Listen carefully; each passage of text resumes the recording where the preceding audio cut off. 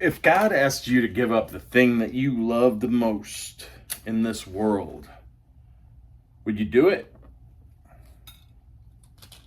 Not talk about it, not post about it, not say you trust Him. Would you do it? Because this chapter does not play games. It goes straight for the thing you're holding on to tightest. And if you miss what's happening here, you'll completely misunderstand what faith actually is. We're in Genesis 22, the legendary Genesis 22. Abraham, the man God made a promise to, old, tested, stretched over decades. God told him, "You're going to have a son. That son will become a nation. Through him, everything changes." And against all odds, it finally happens. Isaac is born, the promise in flesh. This isn't just his son. This is everything God said would come true. And then God speaks again. "Take your son, your only son Isaac, whom you love, and go to the land of Moriah and offer him there as a burnt offering." There it is. No explanation, no warning, no softening. God just asked Abraham to sacrifice the very thing he promised him. And what do you do with that? Because this is where most people check out. This doesn't make sense. This feels wrong. This can't be God. But Abraham doesn't argue. He wakes up early, cuts the wood, saddles the donkey, takes Isaac, and starts walking. 3 days. 3 days to think about it, to ponder it, going on in his head. 3 days to turn around. 3 days to say, "No, I'm not doing this." But he keeps going. And then he says something that most people miss. He tells his servants, "We will go over there and worship, and we will come back." We, not I, we.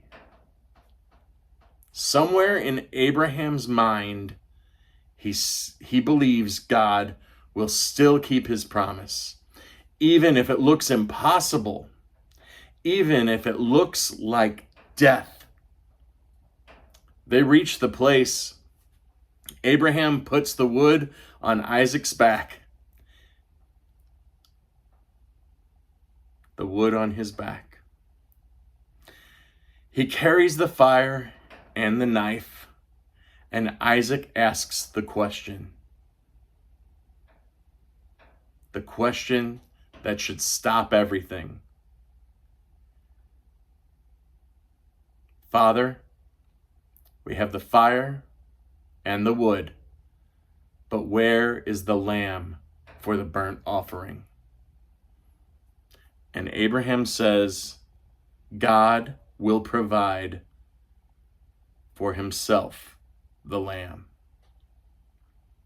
They build the altar, lay the wood, and then Abraham binds Isaac, his son, the promise, and he places him on the altar. He's readying himself to sacrifice his son, who just carried the wood on his back. This isn't symbolic to Abraham. This is real. Knife in hand, arm raised, and right as it's about to happen, God stops him. Do not lay your hand on the boy. Now I know that you fear God, seeing you have not withheld your son. And then a ram appears, caught in a thicket, a substitute, provision. And Abraham names the place, the Lord will provide. But this is where it gets bigger than Abraham, because this moment is pointing forward. Same region, same idea, a father and a son walking towards sacrifice. But this time, God doesn't stop it. So let's stop pretending this is just a story. Because the real question is, what are you unwilling to put on the altar? Your comfort, your habits, your image, that sin you keep going back to? You say you trust God, but only up to a point. Because we love control. We love safety. We love saying, God is first. As long as he doesn't touch what we actually love. Abraham didn't just say he trusted God. He walked it out. When it made no sense, when it hurt, when it looked like everything would fall apart, and most of us wouldn't.